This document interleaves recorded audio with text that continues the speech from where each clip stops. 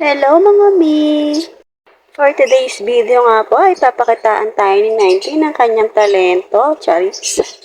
Sa totoo lamang ay shakens lang naman ang alam itong aking baby. Pagkatapos ay isang kamay nga lang yung kanyang pinag-shake hands.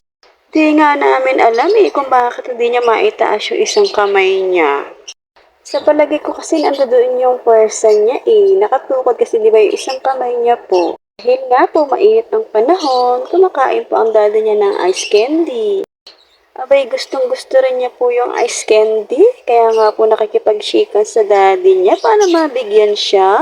Kapag sinabi ng daddy niya na chicken, sabay iaangat yung agad yung kamay niya, tiyaabot sa daddy niya. Nung sinabi nga ng daddy niya na chicken, at yung isang kamay naman ng kanyang iangat, abay hindi niya maiangat. Kaya pa rin yan yung kanyang inaabot na kanyang kamay para makipag-shake hands. Natatawa nga kami kung bakit hindi niya maitaas yung isa niyang kamay. At dahil nga sa sobrang init, halos siya na nakaubos ng ice candy ng kanyang daddy. O siya, ayan lamang po. Salamat sa panonood. Bye!